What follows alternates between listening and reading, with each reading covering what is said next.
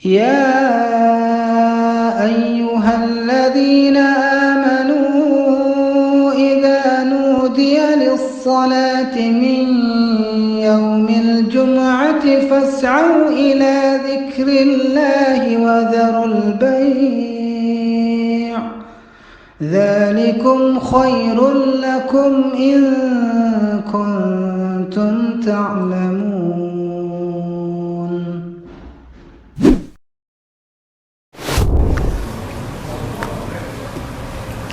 Assalamualaikum warahmatullahi wabarakatuh.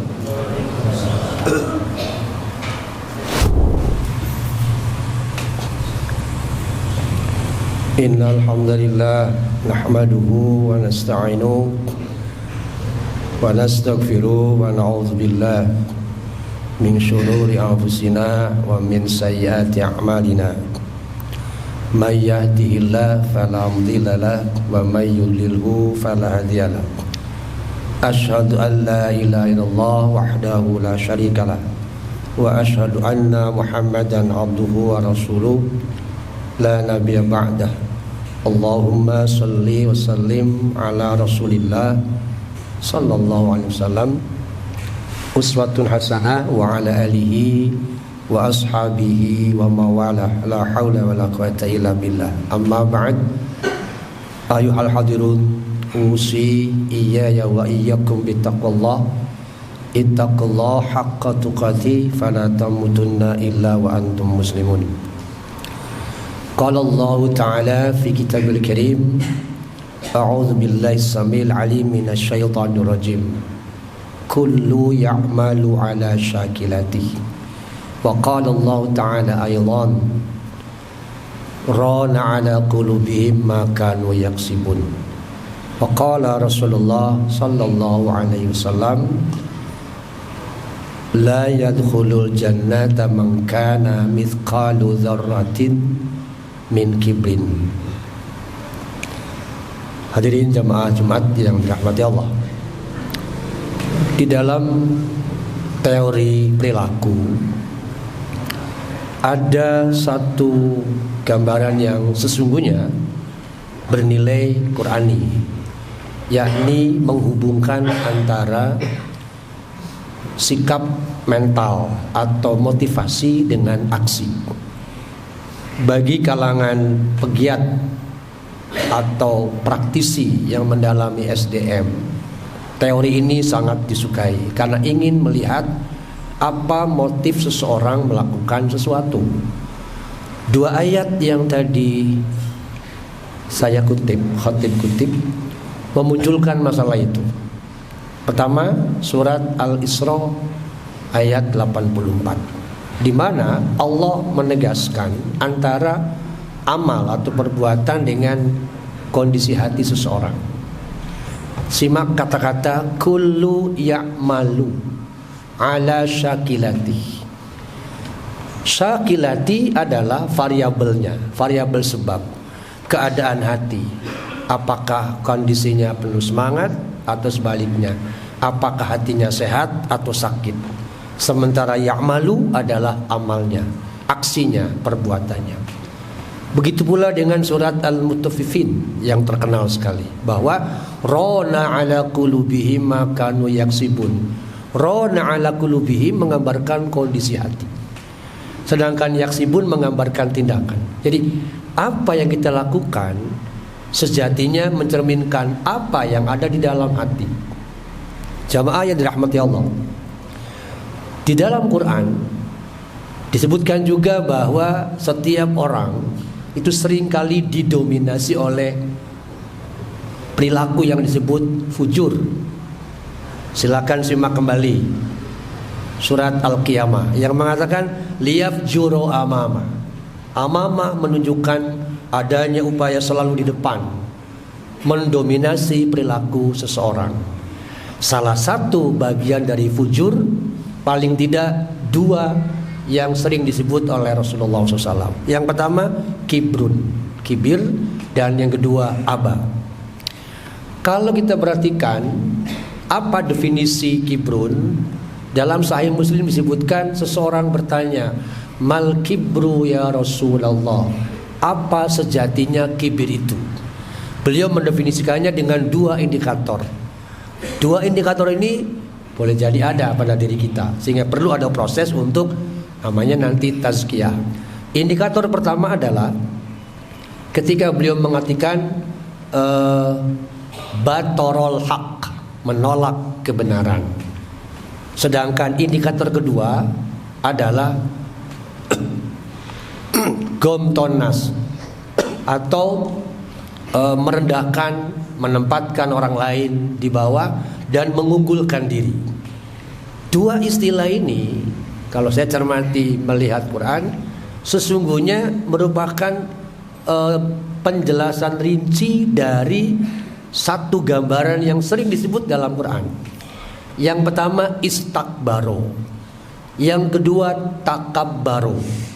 Istakbaro misalnya disebutkan di dalam Al-Baqarah ayat 34. Istakbaro kalau kita lihat Quran merujuk pada 3 sosok yang sering disebut dalam Quran. Pertama iblis, kedua Fir'aun, ketiga Abu Jahal. 3 sosok disebut oleh Allah istakbaro. Kalau dikaitkan dengan ciri tadi, yang mana yang masuk kategori istakbaro? Yang dimaksud dengan istakbaro adalah batorul haq, menolak ajakan taat, menolak ajakan benar. Jadi mungkinkah kita punya istakbaro? Sangat mungkin. Perhatikan bagaimana iblis berkata dengan congkaknya ketika dia disuruh oleh Allah bersujud, dia tidak bersujud. Apa sebabnya? Aba wastakbaro, merasa enggan sekaligus menolak. Tetapi nanti ada karakter kedua yang saling terkait. Istakbaro, Fir'aun pun sama. Ketika diajak oleh Musa alaihissalam untuk menuhankan Allah, dia disebut adbaro wastakbar. Dia berpaling dan menolak ajakan taat. Begitu pula dengan Abu Jahal. Bahkan terkenal sekali bagaimana cerita Abu Jahal menolak ajakan Rasulullah SAW untuk menaati Allah, mentauhidkan Allah. Jadi indikator pertama kibir adalah istakbaro, yakni menolak ajakan taat. Pertanyaannya, mungkinkah kita punya sifat yang sama? Mengapa tidak? Kita manusia juga sama. Fir'aun manusia, Abu Jahal sama. Mungkin namanya berbeda, tapi sesungguhnya potensi untuk bersifat togho, potensi untuk bersifat atau menjadi toghut sangat besar. Bukankah Al-Quran selalu menggunakan kata-kata tertentu yang maknanya sangat majmuk? Misalnya innal insana layatgho, itu menggambarkan satu pribadi, yakni Abu Jahal. Tapi karena Allah ingin memperlihatkan bahwa perilaku Abu Jahal bisa menempel pada orang lain, maka Allah sebut innal insana. Bukan seperti surat misalnya Abu Lahab, surat Al-Lahab ya. Jadi potensi bahwa kita melakukan atau memiliki watak istakbaro tetaplah ada. Contoh tadi, ketika kita diajak taklim senantiasa menolak, bahkan kalau sampai kita katakan ngaji takene begitu-begitu saja, adalah yang lain. Hati-hati, itu bagian dari istakbaro yang sebabnya nanti poin kedua, yakni takabur. Jadi kibir, indikator pertama adalah istakbaro, menolak ajakan taat. Silakan juga simak di dalam surat Al-Baqarah ya, ayat 206 yang mengatakan idza qila lahu taqilla akhazathul izzah. Ada orang yang ketika diajak takwa, ayo kita takwa kepada Allah, naik akhazathul izzah. Al-izzah itu semacam merasa diri paling mulia, lebih pantas daripada yang lain. Itu bahaya, itu al-izzah ya. Jamaah yang dirahmati Allah, poin kedua, indikator kibir adalah ungkapan gomtonas, merendahkan orang, menempatkan orang lain selalu di bawah, atau sebaliknya mengunggulkan diri. Nah, dalam bahasa Quran, karakter yang disebut dengan gomtonas adalah tatakabbaro. Perhatikan di surat Al-A'raf 11-12, itu mencerminkan bagaimana karakter iblis yang merendahkan Adam maka dia mengunggulkan diri, lalu nanti ujungnya enggan menghormati Adam. Allah bertanya kepada iblis, sebetulnya apa yang menghalangimu itu untuk bersujud? Ma mana'aka antasjuda iz amartuk. Apa sih wahai iblis yang membuatmu enggan bersujud kepada Adam itu, menghormati dia? Apa sebabnya? Ana khairum minhu. Aku lebih baik daripada Adam. Aku diciptakan dari api, sedangkan Adam dari tanah. Jelas api lebih unggul daripada tanah dengan cara apapun. Itu kata iblis. Nah, ketika dia merendahkan Adam, secara otomatis apapun yang berkaitan dengan Adam pasti ditolak. Itulah istakbar. Jadi pertanyaannya, lebih dulu mana? Antara takabur dengan istikbar? Kalau kita cermati fakta di lapangan, pasti berawal dari takabur dulu, baru istikbar. Kata-kata yang lazim kita dengar adalah orang tua bisa takabur, tapi juga istikbar ketika ada yang muda mengingatkan, salah itu Pak. Anak kemarin sore ngapain lo? Tahu apa kamu? Itu takabur sekaligus istikbar. Menyebut tahu apa anak kemarin sore, pada saat yang sama, udahlah ini aja. Itu istikbar. Jadi sulit dipisah antara takabur dan istikbar. Kalau takabur dan istikbar melekat dalam diri seseorang, sampai kapanpun yang bersangkutan akan menolak siapapun yang mengajak dia. Tidak ada welcome dalam dirinya. Mungkin golizul qalbi, keras hati. Karena itu berhati-hati. Tadi sudah disebutkan ada kajian sholat. Nilai batin sholat itu luar biasa sesungguhnya. Sehingga kalau kita sudah sholat tapi masih dikuasai oleh al-kibru, tetap saja menganggap orang-orang yang ada di dalam majlis taklim itu lebih rendah daripada dia, itu bagian dari kibir. Saya kira cukup banyak riwayat yang menemukan masalah itu, bahwa karena kesombongan berpakaian dan sebagainya, itu bagian dari kibir yang membuat seseorang terhalangi masuk surga. Saya kira hadisnya jelas di situ ya. La yadkhulul jannata, tidak akan masuk surga mangkana misqalu zarrah, yang meskipun sebesar debu dalam hatinya ada kibrin, min kibrin, la yadkhulul jannah. Maka sholat sebaiknya memunculkan ada kelapangan. Hadirin jamaah yang dirahmati Allah, poin kedua yang bisa menghambat kemajuan seseorang, termasuk juga keakraban dengan orang lain, adalah aba. Aba itu juga sama sifat dari iblis, satu rangkaian dengan istakbaro. Kalau melihat pada Al-Baqarah 34, kenapa iblis mengingkari perintah Allah untuk bersujud kepada Adam? Aba wastakbaro. Dalam hadis aba pun sama disebutkan oleh Rasulullah SAW, bahwa kullu ummati yadkhulul jannah, setiap umatku itu pasti akan masuk surga, illa man aba, kecuali orang yang malas. Satu contoh jamaah, malas itu sederhana ya, seringkali membuat kita lunglai untuk bergerak sesuatu. Misalnya sudah berulang kali digambarkan, shaf pertama sholat itu luar biasa istimewa dalam hadis, bahkan berebut sahabat untuk shaf pertama. Lalu kenapa kita aba, dalam arti malas, asoklah ayam di tukang saya mau, padahal nilainya istimewa, kecuali kalau memang datangnya terakhir, oke lah. Tapi kalau datang pertama, duduk paling akhir, mungkin orang ini pakai bahasa akuntansi kali ya, first in last out, masuknya pertama tapi keluar terakhir. Itu bagi tempat pertama, masuk pertama tapi tempat terakhir. Harusnya tempat pertama, masuk pertama, tempat yang pertama. Kalau itu yang terjadi, berarti kita disemangati oleh sabiqun bil khairat. Jamaah yang dirahmati Allah, dari dua gambaran tadi, sekali lagi, bahwa dua karakter ini, apakah kibrun ataukah abaun, sekali lagi dua-duanya berkemungkinan besar melekat dalam diri kita. Makanya surat An-Nisa 72 menyebutnya wa inna minkum lamal la yubatti'an, dan sungguh di antara orang-orang mukmin itu akan selalu ada orang yang bermalas-malas. Kalimatnya wa inna minkum. Jadi betapapun mukmin akan selalu ada orang-orang yang malas karakternya. Diajak berjuang tidak mau. Tapi ketika yang bergerak berjuangnya mendapatkan sesuatu, dia menyesal kenapa tidak diikut sertakan. Sebaliknya ketika yang berjuangnya celaka, bahkan tidak tidak mendapatkan apa-apa, dia merasa bersyukur tidak ikut serta di dalamnya.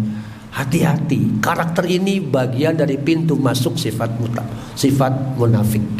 Karena itu kembali pada dua hal poin yang penting tadi, bahwa ketika biarkan watak kibrun ada pada diri, juga aba, jangan sampai kita masuk kategori minal khosirin. Karena itu mari kita lakukan pembersihan hati, munculkan kesadaran, tumbuhkan butuh terhadap ilmu. Insya Allah kita sering mendengar hadisnya, man salaka tariqan yaltamisu fihi ilman, siapa yang menelusuri sebuah jalan untuk meraih ilmu dengan jalan itu, sahalallahu lah, Allah akan memberi dia kemudahan tariqan ilal jannah. Jangan sampai karena enggan mencari ilmu muncul kibir dan aba, ke surga pun tidak jadi, batal. Naudzubillah. Semoga Allah melindungi kita dari berbagai penyakit hati, termasuk diantaranya kibir dan aba. Barakallahu li wa lakum wastaghfiru innahu huwal ghafurur rahim.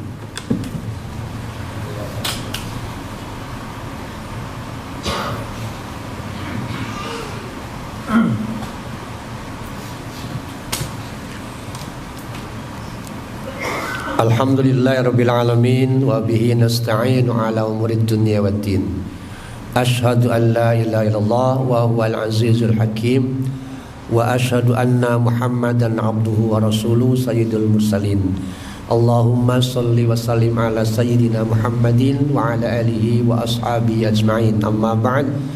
Ayuhal hadirun, usi iyaya wa iyyakum bittaqwallah faqad fazal muttaqun. Jamaah yang dirahmati Allah, mungkin yang sering lupa dipahami atau diingat oleh kaum muslim adalah ketika duduk antara dua khutbah dalam Bulughul Maram dikatakan ada sebutan sa'atun khafifah atau qalilah, waktu yang sangat singkat, tetapi pada saat kita bermohon lalu Allah sesuai apa yang dia minta, Allah akan mengabulkan apapun yang dia minta. Karena itu pada lain kesempatan saat khatib duduk, manfaatkan untuk bermohon, a'tahu, mintalah kepada dia. Allah, apapun yang Anda minta, al-asya. Setahu saya asya itu menggambarkan apapun yang kalian minta. Mungkin tentang keduniaan, mungkin tentang akhirat, bahkan sepelenya mungkin tentang sendal, tali sendal yang lepas atau hilang, menggambarkan remeh sekalipun, berdoalah kepada Allah. Jadi jangan diam atau bahkan ngantuk, sare, tidur. Manfaatkan waktu yang sangat singkat itu, mohonlah kepada Allah. Insya Allah banyak testimoni yang dialami oleh beberapa jamaah saya. Dia punya masalah yang rumit, kemudian ikhlas sekali bermohon kepada Allah. Termasuk di antaranya tadi, dia sering itu, Masya Allah, beberapa tingkat kesulitan yang selama ini tidak masuk akal ditemukan jalannya oleh Allah. Itulah keistimewaan waktu di antara khatib duduk pada saat Jumatan. Mungkin lain waktu manfaatkanlah agar ini memberi kita keistimewaan, ya. Hamdan yuafi ni'amah wa yukafi mazidah, ya Rabbana lakal hamd kama yanbaghi lahu wajhikal karim wa li'azimi sultanik walhamdulillahi rabbil alamin. Allahumma salli ala Muhammad wa ala alihi wa sahbihi ajma'in. Allahumma ighfir lana warhamna wa li walidayna wa li azwajina wa li dhurriyyatina. Allahumma innaka afuwun tuhibbul afwa fa'fu anna. Allahumma inna nas'aluka ridhaka wal jannah wa na'udzubika min sakhatika wan nar. Rabbighfir warham wa anta khairur rahimin. Rabbighfir lana warhamna wa li walidayna wa li azwajina wa li dhurriyyatina wa li jamil muslimina wal muslimat al ahya'i minhum wal amwat bi rahmatika ya arhamar rahimin. Rabbana hab lana min azwajina wa dzurriyyatina qurrata a'yun waj'alna lil muttaqina imaman. Rabbana atina fid dunya hasanah wa fil akhirati hasanah wa qina adzabannar. Subhana rabbika rabbil izzati amma yasifun. Wassalamun alal mursalin walhamdulillahi rabbil alamin.